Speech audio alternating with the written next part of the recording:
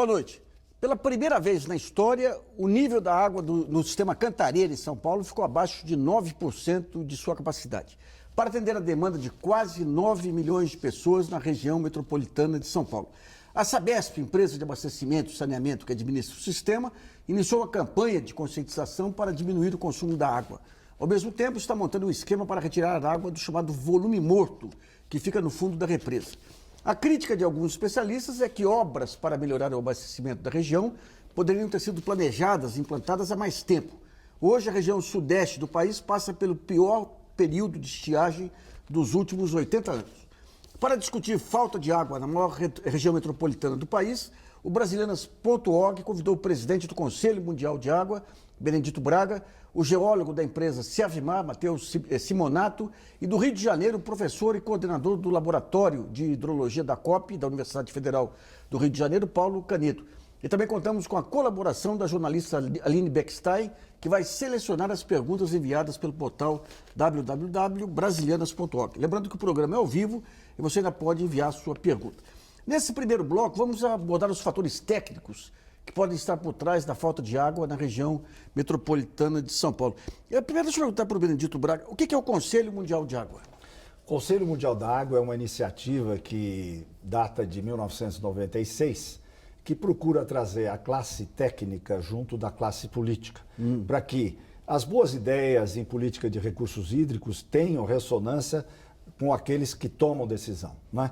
Então, o Conselho organiza a cada 3 anos o Fórum Mundial da Água, que é um evento de grande expressão. O último em Marsella teve mais de 30 mil participantes, com chefes de Estado, ministros, parlamentares, prefeitos e também os técnicos, né?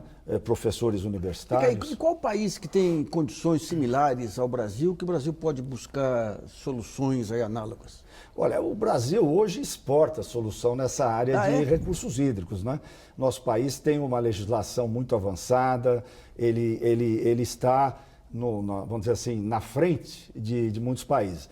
Nós tivemos bons exemplos da França, não é? Nesse processo de agências de bacia, comitês de bacia, que é um modelo que funciona muito bem por lá. Mas hoje nós estamos, assim, mais exportando. O que levou a essa crise em São Paulo? Olha, na minha análise, nós temos 3 fatores. O primeiro deles é uma anomalia climática sem igual. Nós temos dados de 84 anos do sistema Cantareira. Um pouco antes do programa eu lhe mostrei a situação crítica que o sistema se encontra. O maior período crítico da história foi 53, 56 e nessa estiagem que começou agora no final de 2013, nós tivemos 30% abaixo do mínimo já observado. Portanto, é uma situação anômala, né? Então, isso aliado a uma cultura de abundância que nós temos no Sudeste, quer dizer, o consumidor não tem aquela ideia de que a água é preciosa, que ele precisa usar pouquinho. Isso, portanto, uma oferta baixa, uma demanda alta, houve um desbalanço do sistema, né? Quer dizer, essas são as 2 razões. A terceira é a falta de mais infraestrutura, né? Mais infraestrutura hídrica, mais reservatórios, mais adutoras e assim por diante. Eu sei que já tem em construção uma adutora que vai vir lá do outro lado da serra, do rio Juquiá, para trazer mais 5 metros cúbicos por segundo. Existe esse outro projeto do Jaguari para trazer desse afluente do Paraíba para o sistema Cantareira e assim por diante. Então, essas obras já deveriam estar muito mais adiantadas, se não prontas, né? Mas, numa situação da criticidade que estamos vivendo, elas seriam ainda paliativas, né? Quer dizer, mas necessárias, sem dúvida. São esses 3 fatores. Matheus, em relação a essa questão de recursos hídricos, hoje nós temos avanços aí em área de meteorologia, previsões de tempo e tudo. Esses períodos de estiagem ainda não são identificáveis por esses mapas, por esses estudos ainda? Não, eles são identificáveis e acho que até de certa maneira o foram. E mais até do que isso, né, esses períodos de estiagem, na verdade, eles se repetiram por 4 anos. Nós não estamos não foi esse ano, a estiagem desse ano que provocou o colapso total. Ele provocou, de fato, o agravamento completo e o sistema já vinha de um nível razoavelmente baixo quando ainda teve o pior índice pluviométrico da história, né? E essa questão dos investimentos, por que não houve? O seu planejamento leva em conta o quê? Um aumento de demanda, a questão da vazão, por que a Sabesp não agiu a tempo aí? Acho que tem uma questão de todo esse modelamento porque são projeções. Projeções são baseadas em modelos matemáticos. Os modelos matemáticos foram feitos e, não sei aqui, ponto, revisados e corrigidos. E esses planejamentos, os investimentos, como o Dr. Braga acabou de falar, deveriam ter ocorrido antes. Qual a defasagem entre a tomada de decisão e a entrada de um investimento de médio porte aí na rede? Em tempo, né, deveria ter sido nos 2 primeiros anos do período de estiagem, já que isso já trazia o sistema Cantareira em um nível em que ele baixava bastante e recuperava muito pouco no ano seguinte.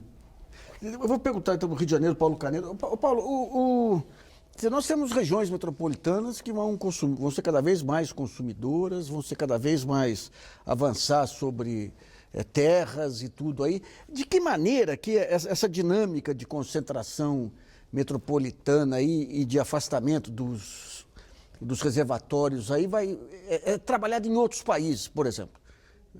Isso aí cria-se um problema insolúvel ou você tem maneiras aí de resolver essa questão aí do crescimento das metrópoles, da redução das áreas de mananciais e da oferta de água? Isso é um problema das grandes cidades. Eu diria que isso é um problema em que aqui no Brasil enfrentamos na maioria das grandes cidades que temos. Nós maltratamos um pouco as águas urbanas das nossas cidades, o que nos obriga a coletar águas novas e limpas um pouco mais adiante. E hoje, por exemplo, estamos numa situação em que o estado do Rio de Janeiro, que pega água no Paraíba do Sul, e o estado de São Paulo, para a região metropolitana, ambos estão com a mão estendida fora da sua região própria para pegar água no mesmo lugar. Daí a confusão que temos no presente entre o interesse da grande metrópole de São Paulo e o interesse da grande metrópole do Rio de Janeiro em ambos coletarem água no mesmo lugar. Eu gostaria de anexar um ponto à fala do Dr. Braga, a quem eu cumprimento junto com o Matheus, que quando ele colocou os 2 pontos que ele entende como os principais pontos para a crise que vive a região metropolitana paulista. Eu diria que tem mais uma, que é a falta de planejamento, porque não foi uma surpresa essa estiagem paulista. Já vinha num processo de diminuição da capacidade, da disponibilidade hídrica da região, e aí sim teve, no princípio do ano, um início de uma seca aguda, como diz o doutor Braga, uma seca que não tem precedente nos últimos 50 anos. Isso é muitíssimo correto. No entanto, poderia-se, nesse momento, no princípio do ano, se tomar as devidas providências, porque o planejamento dos recursos hídricos é exatamente isso.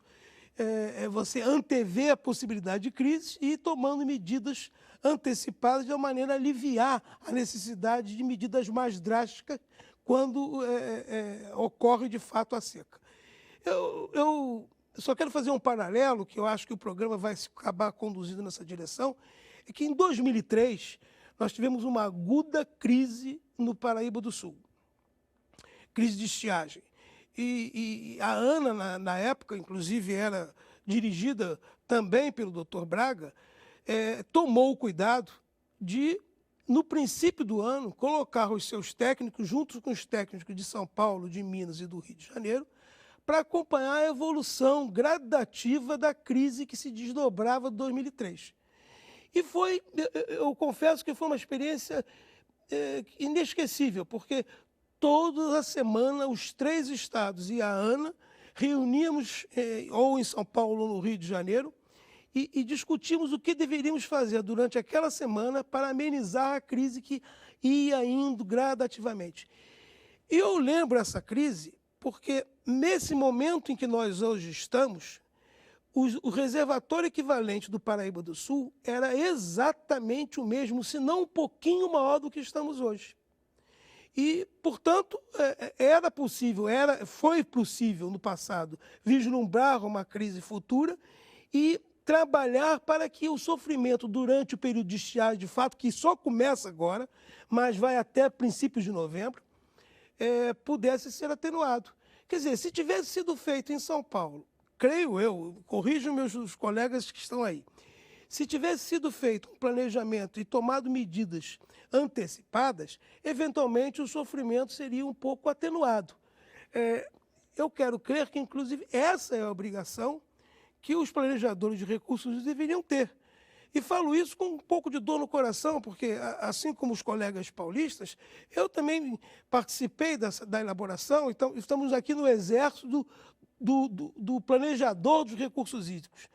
E eu acho que nós estamos falhando, no sentido que nós não estamos conseguindo antever as crises e tomar medidas que atenuem os efeitos maléficos dela.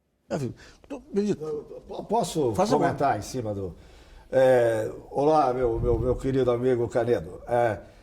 Eu acho que ele está absolutamente correto quando diz que o planejamento é essencial. Agora, houve planejamento aqui. A diferença da fala do professor Canedo é que já em 2009 havia um plano, e um plano não só da região metropolitana de São Paulo, mas da macrometrópole paulista, que vai do litoral do Atlântico até Campinas, porque é todo interligado esse sistema. O sistema Cantareira, ele não serve só São Paulo, ele serve também Piracicaba e Campinas. Então, esse planejamento já foi feito.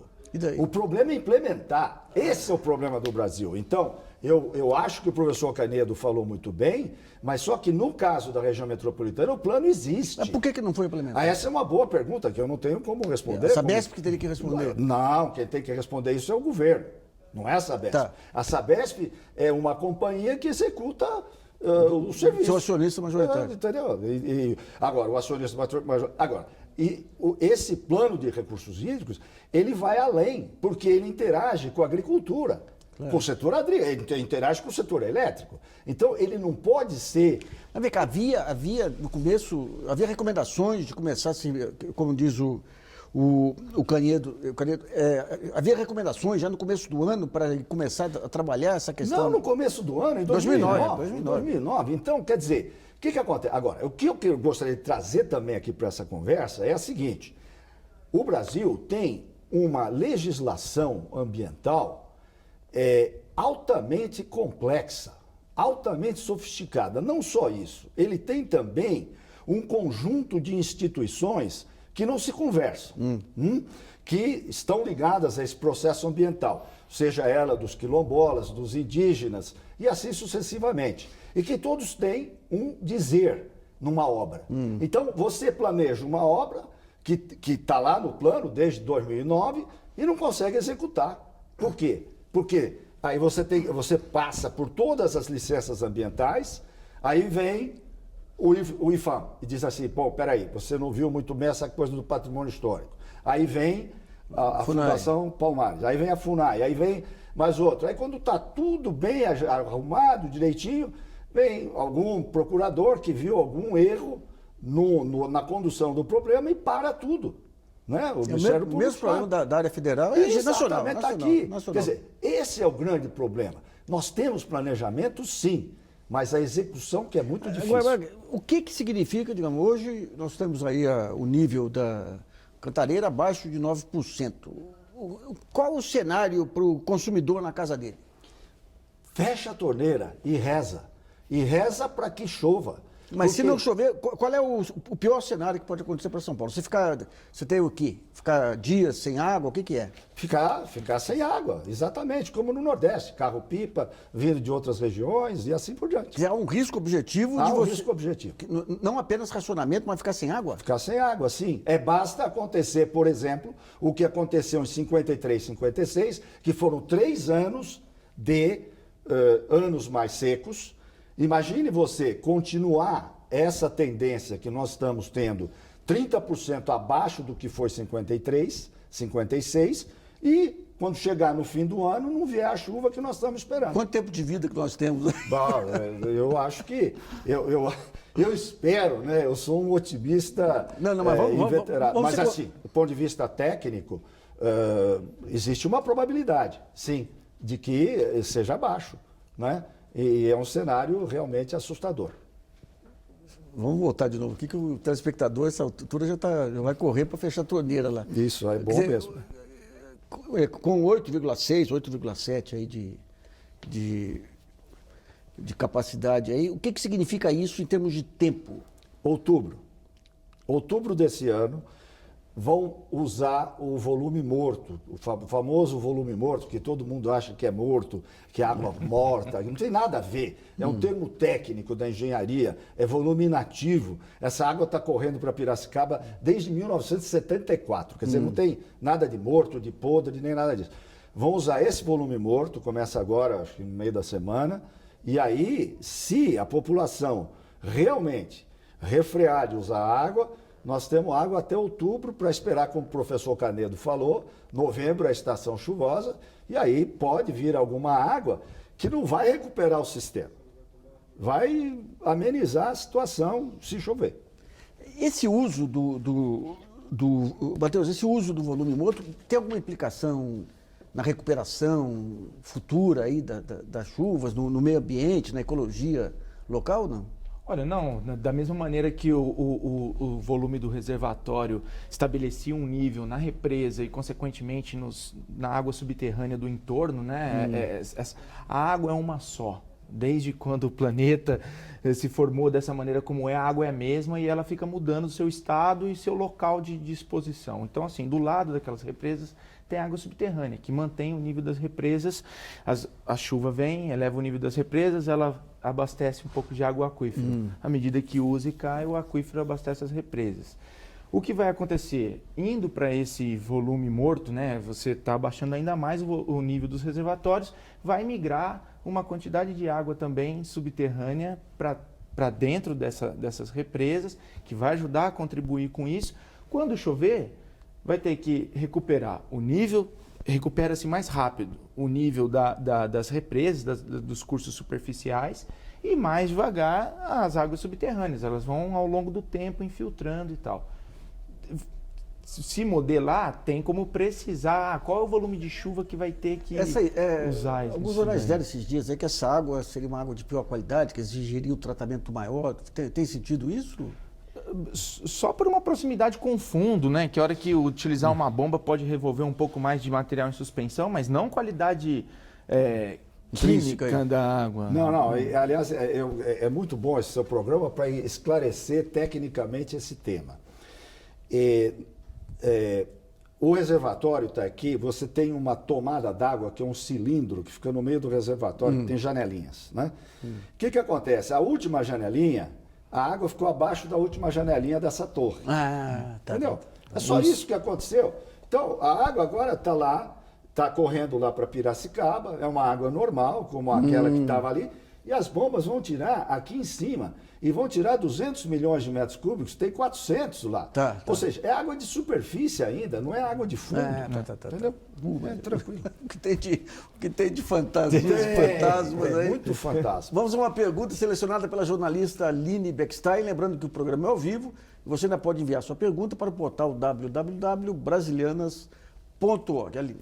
O Geraldo Chaves, de Campinas, pergunta: quais cidades seriam abastecidas por esse chamado volume morto do sistema Cantareira? Em suma, quem que vai sofrer mais racionamento no começo? Olha, esse volume vai ser usado no sistema da Sabesp, aqui na região metropolitana de São Paulo, né? Ele já está sendo usado pelas cidades do Vale do Piracicaba desde 1974. Ele agora vai ser compartilhado com os paulistanos aqui da região. Eu queria ver com o Paulo no Rio. Paulo, a gente tem a Agência Nacional de Água, tem a ANEEL também, que regula aí a parte de água, tem as agências estaduais também, que fazem esse meio campo, tem as bacias hidrográficas. Esse emaranhado institucional, ele é adequado? Ele funciona a contento?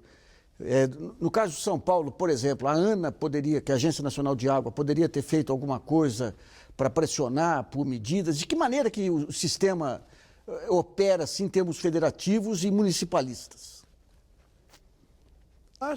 Eu acho que nós temos um arcabouço legal bom e é capaz de enfrentar a situação brasileira. E nós não estamos tendo uma boa prática. O que é diferente, quer dizer, temos as ferramentas, mas não estamos usando elas adequadamente.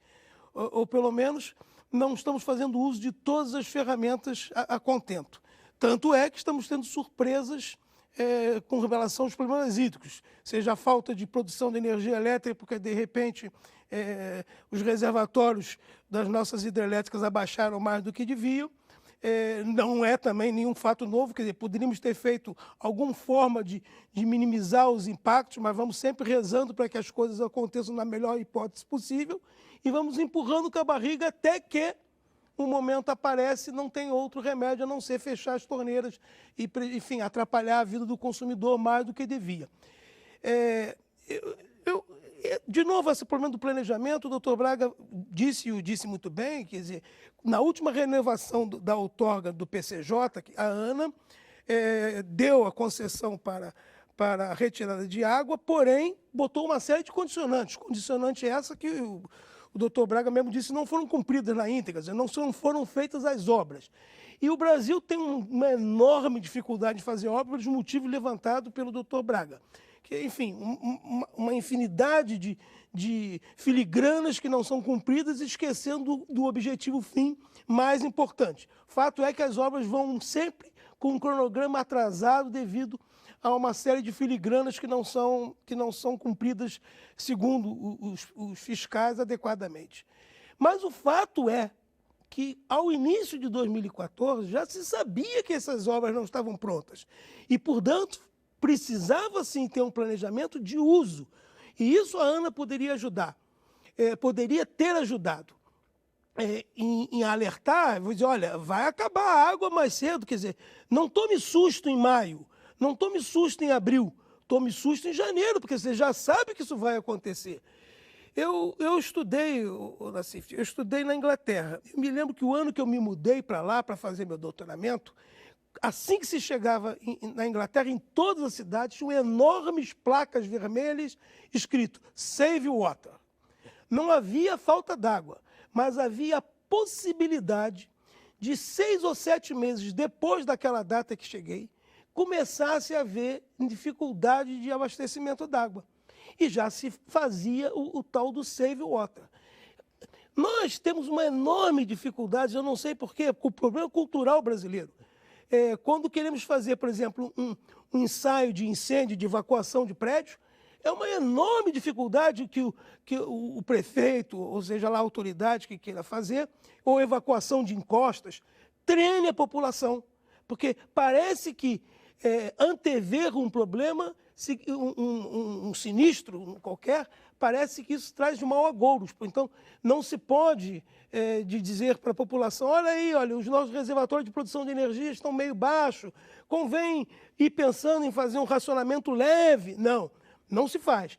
Em São Paulo, creio que é a mesma coisa, não podia ser feito um racionamento de abastecimento d'água lá no princípio.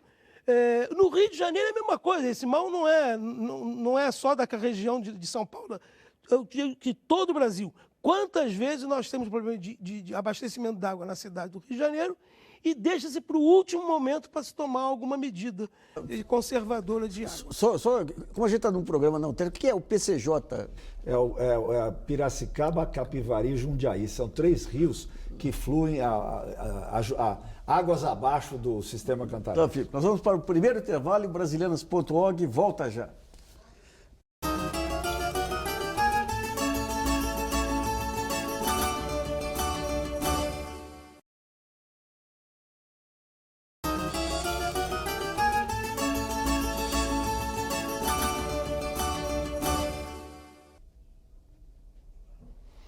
Voltamos a apresentar o Brasileiras.org, que analisa hoje a crise hídrica na região sudeste. Contamos com a presença do presidente do Conselho Mundial de Água, Benedito Braga, do geólogo e consultor da Servimar, Matheus Simonato, e no Rio de Janeiro, do coordenador do Laboratório de Hidrologia da Universidade Federal do Rio de Janeiro, Paulo Canedo. Nesse segundo bloco, vamos falar do modelo institucional público responsável pelo abastecimento de água.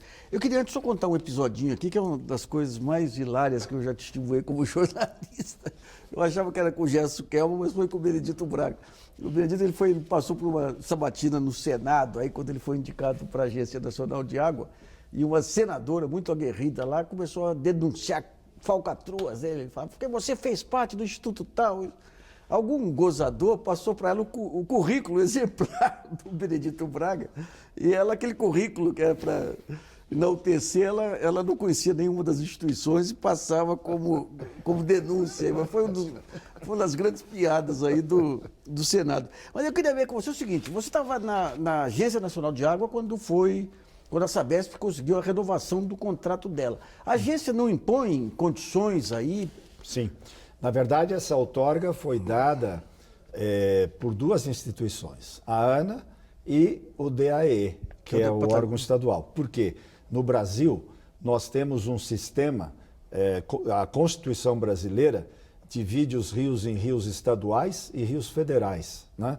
Quer dizer, é uma confusão relativamente boa do ponto de vista institucional, mas a ANA trabalhou muito bem com o DAE, se articulou e deu uma outorga única, né? Foi uma resolução conjunta, ANA-DAE, que deu essa outorga. E nessa outorga, evidentemente, foi dada numa ocasião em que esse sistema Cantareira já estava numa situação difícil, eram 20% de armazenamento que existia, havia toda uma tensão, tensão muito complicada entre os interesses, os moradores da bacia hidrográfica águas abaixo do Cantareira, que é o Piracicaba, Capivari, Jundiaí, o tal do PCJ, e aqui o pessoal do Alto Tietê, né, para ter essa mesma água. Agora, então, como esse pessoal lá de águas abaixo queria também essa água, e era uma oportunidade para eles dizerem, não, olha, vai ter que ter mais água aqui para nós agora, porque a outorga vai ser renovada depois de 30 anos, mas era uma situação muito difícil, né? E havia que definir algumas prioridades. Então, nós trabalhamos na ANA um modelo de separação, criamos um banco de águas em que quem salvasse, quem economizasse água, ou o Sabesp, ou o PCJ lá embaixo, teria direito no mês seguinte de tirar mais água. Então foi até um arranjo muito interessante nessa outorga. Foi muito inovadora. E lá, um dos artigos dizia que a companhia de saneamento, sem dúvida nenhuma, tinha que procurar novos mananciais, né, para aliviar a demanda sobre o sistema Cantareira. Isso foi em 2004. E daí não foi feito? Bom, agora é que nós estamos ouvindo esse sistema Juquiá, que está, até 2018, deverá estar trazendo... Então, mas foi concedido uma outorga aí por 10 anos. 10 anos está vencendo agora. Vencendo agora em agosto. O que acontece com o não cumprimento dessas obrigações? A ANA deveria ter imposto, né, ter chamado, não agora, mas sei lá, se em 2004, se em 2010 não tem nada, são 6 anos que se passaram, né? Então já deveria ter alguma negociação com o governo de São Paulo, né? No sentido de dizer, bom, e aí? Vocês não fizeram nada, está aqui, ó, a gente sabe que tem problema, né?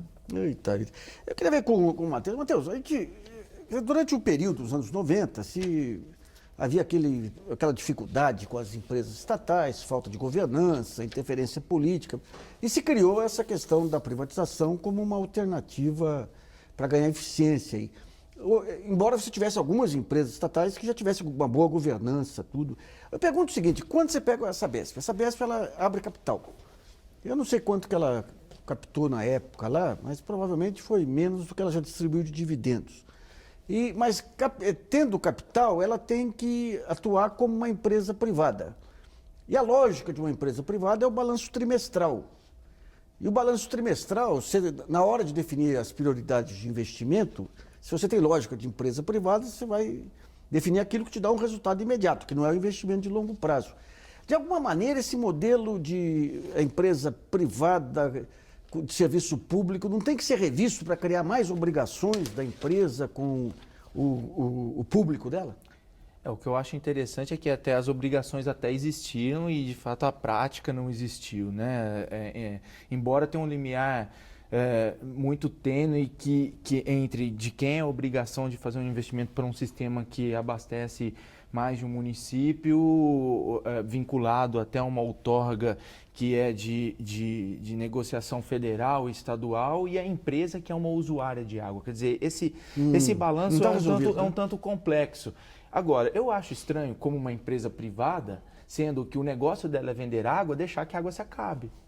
Quer dizer, fica um contrassenso até da prática de investimento da empresa. Quer dizer, se ela ficar sem água para vender, ela vai cobrar o quê dos usuários? Agora, se eu estiver de olho no próximo balanço, eu vou aumentar o número de usuários para ter mais rentabilidade na água e o médio prazo que exploda também. Por outro lado, você não pode ficar sem o seu negócio, né? Pois é. Você não pode ficar sem o seu negócio. O investimento, eu acho que fica dividida essa responsabilidade de quem fará o investimento, uma vez que essas transposições levam em consideração até, eventualmente, beneficiar áreas que a própria Sabesp não atua, né? Ao fazer uma transposição e passar por uma adutora por tantos municípios, terá município que poderá fazer uso e nem um município operado pela Sabesp. Então, acho que essa confusão de quem vai operar esse sistema e de quem é essa obrigação de fazê-lo, gera um pouco esse limbo, né? Eu queria ver com o Paulo. Paulo, essa questão dessa zona cinzenta aí de responsabilidades e atribuições, a questão federativa, a questão da empresa privada pública, de que maneira que a legislação e o aparato institucional nosso prevê esses tipos de conflito que foram apontados aqui pelo Matheus? Eu acho que pouco prevê. Vocês agora estão tocando numa ferida seríssima do Brasil, que é o setor saneamento. O setor saneamento, eu costumo imaginá-lo como um jogo que se joga onde não há regra, porque nós não temos uma lei vigente que seja adequadamente regulamentada para funcionar como regra, e não temos juiz, porque nós não temos órgão regulador. Então, é um jogo sem regra e sem juiz. Não há dúvida que esse jogo terminará em anarquia. Não é possível que, só por sorte, ele termina bem em algum momento. Nós estamos vivendo um setor claudicante, que é o setor saneamento. Nós não sabemos quais são as obrigações, quais são os direitos do cidadão, nós não sabemos quais são as obrigações e os direitos das empresas, esses pontos que estão sendo levantados aí. E isso faz com que outras coisas apareçam, por exemplo, que está por detrás desse racionamento. Hoje, a maior perda que se tem do sistema de água tratada é vazamentos ou ligações mal feitas ou dutos enterrados que já perderam a sua vida útil, portanto, há um vazamento consideravelmente grande. Por exemplo, a região aqui do Rio acusa ser próxima a 40%. São Paulo, capital, no entorno, não é capital, a região metropolitana, é na ordem de 30 e alguns poucos por cento, ou seja, é uma enorme quantidade de volume de água tratada que se perde. Se você lembrar que, olha, o Banco Mundial tem como política para vários países, inclusive o Brasil, de não financiar aumento de produção sem que haja um esforço redobrado no combate às perdas. Portanto, repara, é difícil imaginar a cidade, por exemplo, hoje, a grande metrópole de São Paulo, que, com dificuldades na distribuição de água, tendo vazamentos por debaixo e pedir o governador tem que pedir ao povo que aceite um racionamento, enfim, que pague uma multa por excesso de uso de água. quando a própria empresa perde uma quantidade enorme, significativa, pelos seus canos não bem conservados. Pergunta selecionada pela jornalista Aline Beckstein. Lembrando que o programa é ao vivo, você ainda pode mandar sua pergunta pelo www.brasilianas.org. Aline. O Fernando Augusto Ferreira, do Rio de Janeiro, pergunta se pode faltar água em plena Copa e o que fazer para evitar que isso aconteça. Bom, se eu puder responder essa questão, eu acho que de alguma maneira já tocamos nesse ponto, né? Não há nenhuma possibilidade de nós termos problemas de água durante a Copa. Esse uso do volume morto vai nos dar uma sobrevida até outubro e, portanto, é uma questão que não precisamos nos preocupar. Agora, deixa eu fazer uma pergunta sobre essa questão das soluções mundiais aí, para outros países continentais. Essa questão de aquadutos aí de longo, de comprimento e tudo, é uma solução já bem utilizada. É uma solução cara, complexa? O que é? Olha, não, o que precisa é ter, vamos dizer, um processo de tomada de decisão e execução, né? Esse é o grande problema aqui. Nós temos a transposição do São Francisco aqui no Brasil, né? Um projeto muito bem feito, muito interessante para a região Nordeste, só que está aí patinando já faz um tempo, começou com um custo de 2 bilhões, agora está em 16. Quer dizer, tudo por esse imbróglio de auditores que, como o professor Canedo falou muito bem... De projeto básico também muito ruim, né? Problema de projeto que não está muito bom, né? De maneira que em outros países, por exemplo, Los Angeles existe por 2 transposições, uma do Colorado e outra do norte da Califórnia. Los Angeles é um deserto, não tem, toda aquela região não tem condição nenhuma de sobreviver. O problema brasileiro é que o pessoal usa água para lavar as mãos. Vamos para o segundo intervalo, brasilianas.org, volta já.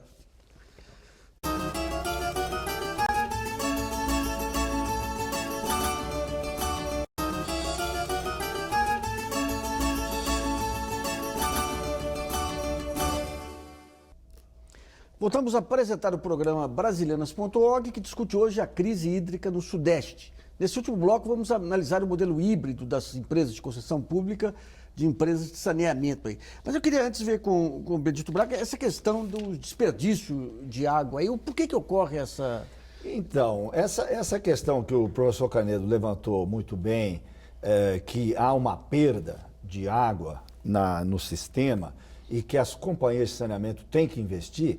No caso de São Paulo, a Sabesp investiu nos últimos 10 anos mais de 2 bilhões de reais e trouxe essa perda, que era de 40%, para 27% hoje na região metropolitana. Agora, em termos internacionais, o que significa isso? Alto, baixo, médio? Vamos dizer, em países em países do nosso nível, 27% é um valor razoável. É claro, você poderia chegar em 18, 17. Qual que é o país do nosso nível? Não é Venezuela, não. Não é a Venezuela, claro que não. É o México, não é? Tá. Quer dizer, são países emergentes, né? É a China, é a Turquia. Mas São Paulo é uma Europa, desculpe. Então, por isso, mas então, como é que é feito isso? O professor Canedo falou muito bem que o Banco Mundial não financia obra nova. Mas aqui no Brasil, o sistema de financiamento federal não financia controle de perdas, financia obra nova, percebe? Então é uma situação que a companhia quer fazer, mas não tem dinheiro para fazer, né? Então, mas vamos pegar, daí a gente entra nessa questão da empresa pública e da empresa privada. Quer dizer, a Sabesp, os dividendos dela vão... o lucro dela os dividendos vão todos para o governo do estado ou para o investidor privado, não é isso? Você tem ela, quando abriu capital, quando você abre capital, é para você captar um dinheiro que você pode investir, aumentar o seu faturamento e todos ganham aí. Nesse modelo Sabesp, nessa privatização, o que entrou de dinheiro não acabou... Quer dizer, fazendo uma comparação entre o que entrou de capital e o que sai de dividendos, não houve um prejuízo para os investimentos da empresa? E eu acredito que não. Por quê? São Paulo é o estado que tem a maior cobertura de água e de saneamento do Brasil. Mas desde quando que tem? Não, Então, faz tempo que ela tem uma Não, condição. não. É mais recente. É mais recente? É mais recente. E veja bem, qual é o problema da empresa pública? É a interferência política. Sim, mas você colocar... Veja, mas você você coloca... coloca... que tem a interferência Não, política, veja. como foi bem colocado Mas aqui, veja bem, o que eu quero colocar? A Sabesp não é uma companhia privada, ela é uma companhia mista. Ela Isso. tem governo e tem capital privado. Numa companhia puramente privada, esse problema não existe de interferência política. Isso. Tá certo? Então, veja bem. Então, essa questão de público e privado é imaterial. A questão certa no saneamento é como subsidiar o pobre. Porque a companhia não pode trabalhar no vermelho para levar água para quem não tem como pagar. Então, mas quando você pega um município que vai fazer uma negociação, você tinha essa obrigatoriedade da universalização, devia ser uma regra. Os contratos permitem ao município impor as regras para a Sabesp, ou a busca da rentabilidade acaba se sobrepondo? Não, o município é quem dá a concessão, ele é que impõe as condições. E aí, além do mais, o professor Canedo tocou na ferida, não tem regulação no setor de saneamento. Né? Quer dizer, no setor elétrico tem uma regulação, né? Que, quer dizer, começou muito forte e tal, e hoje é uma regulação, né? Mas no setor de saneamento não tem.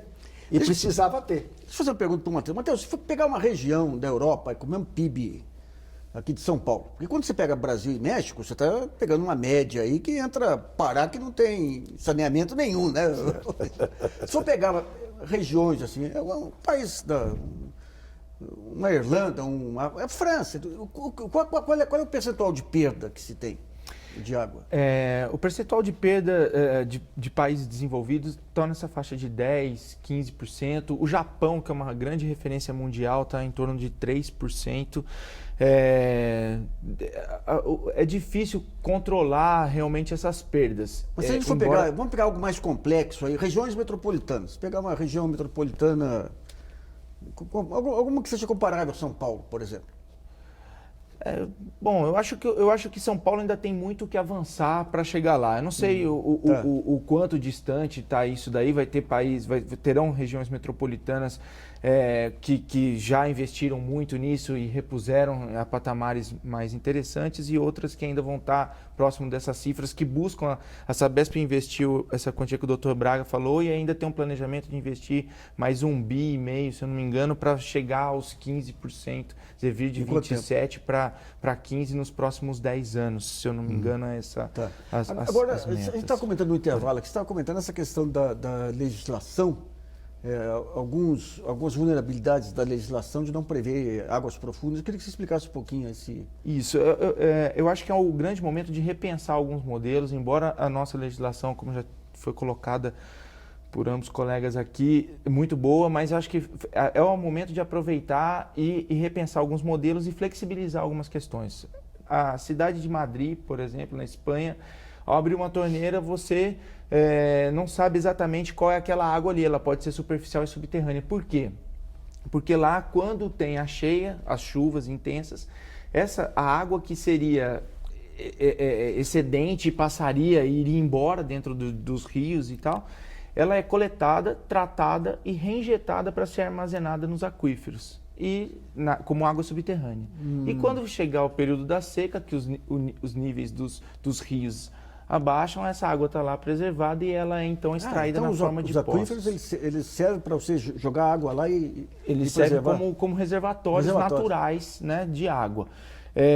Essa injeção artificial de água nos aquíferos não é prevista na legislação brasileira, você não pode fazer isso hoje. Então há uma grande discussão no meio para isso. Acho que é o momento ideal de avançar com essas... Eu queria ver com o Paulo Canedo, por que não tem essa previsão na legislação, Paulo? Foi muito bem lembrado isso. Realmente nós temos falhas fortes nessa parte de reuso, enfim, se entendemos como reuso de uma forma mais abrangente, nós temos falhas claras na legislação.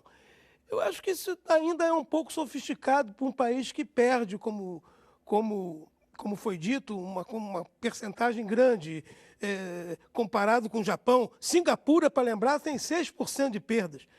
E tem um estado que creio ser o Pará, aqui no Brasil, que é mais de 80% na CIF. Enfim, nós temos problemas no Brasil que são quase que da Idade Média. Enfim, e, portanto, talvez por isso tenhamos brechas na legislação mais sofisticada que precisam ser corrigidas. Nós estamos atrasados nessa área de reuso, enfim, de ser mais flexível para poder enfrentar as dificuldades de grandes centros urbanos. Vamos a mais uma pergunta selecionada pela jornalista Aline Beckstein e enviada pelo portal brasilianas.org. Aline. O Jair Júnior pergunta se o governo estadual de São Paulo ainda não decretou a falência do sistema de distribuição de água, como esse mesmo estado pode punir alguém por consumir água? Bom, acho que já foi respondido aí com... Bom, talvez se eu pudesse só fazer um comentáriozinho, eu acho assim que o melhor sinal de que algo é valioso se dá no bolso da pessoa. Então, aquele que desperdiça água, aquele que gasta mais do que pode, tem que pagar. Então, essa questão da multa que está se falando aí, etc., eu acho que é um sinal importante de dizer, olha, você tem um limite de gasto. Agora, deixa eu fazer uma pergunta. Vamos supor que o prêmio lá, o desconto na conta aí, seja bem sucedido. Você vai ter, de um lado, redução de consumo, ou seja, de receita da Sabesp, e vai ter, de outro lado, um desconto em cima de uma... Já se calculou de quanto que pode ser a perda da Sabesp com isso, não? Parece que já tem algum número estimado aí, que é da ordem de 900 milhões. Quer dizer, é expressivo. O lucro da Sabesp anual... Eu não sei. Esse dado eu não tenho. Tá vendo? Bom, deixa eu perguntar para o Matheus. Matheus, em termos de soluções definitivas aí foi apresentado esse negócio do Jaguari, que até 2020, é isso? A implantação? Isso aí acho que é mais, acho que é, não, é mais, né? Não, assim, resolver um sistema que abastece em 30 metros cúbicos por segundo e que está na iminência de, se não chover em outubro, de não ter a capacidade de abastecimento, não é só com outro sistema de 30 metros cúbicos por segundo. Não é, esses sistemas que estão implantados não têm essa mesma capacidade. Hoje é 30 metros cúbicos por segundo. Quer dizer, se a situação não melhorar, para outubro cairia para quanto isso? Para outubro, se a situação não melhorar, vai para zero, né? Porque não tem água. Esse é o problema. A gente tá brincando tem que chover, Nascimento. A gente estava brincando com a Marchinha do Rio de Janeiro, cidade que me seduz, de dia falta água, de noite falta luz. Vai ser uma festa. Essa seca, em termos de projeções, o Braga, em termos de projeções climáticas, aí tem alguma data aí que se pode acreditar na volta das chuvas, ou tem maneiras de prever se essa seca continua ou não? Como é que é? Acho que você falou Braga. Paulo. Desculpe, é para mim? É para você. Eu digo o seguinte, do ponto de vista climático, dá para os mapas climáticos darem segurança sobre até onde que vai essa seca? Olha, eu lembro assim que dia 2 de novembro é dia de finados. Espero que até lá as águas voltem a rolar. Mas, Nassif, eu diria que quem melhor pode responder essa pergunta é o doutor Benedito Braga, que tem mais expertise nesse assunto do que eu. As nossas previsões são razoavelmente boas hoje. Cobra coral, alguns prefeitos recorreram a ele para... é bom explicar para os ouvintes que é para mudar o tempo, não é para prever. O cacique cobra coral, ele muda, ele faz chover. Conta o que é o cacique cobra coral? O cacique cobra coral é uma fundação lá em Santa Catarina, que numa dada altura, em que a gente tinha esses El Ninhos aí, que chovia muito, e os prefeitos viviam com problema de enchentes, eles iam lá e diziam, Nós vamos fazer aqui uma dança que vai parar de ter Era enchente dança na mesmo? costa. Ganharam muito dinheiro com isso aí, sabe? Muito prefeito andou entrando na história deles. Mas, agora falando sério, o INPE é um instituto reconhecido internacionalmente, o CPTEC.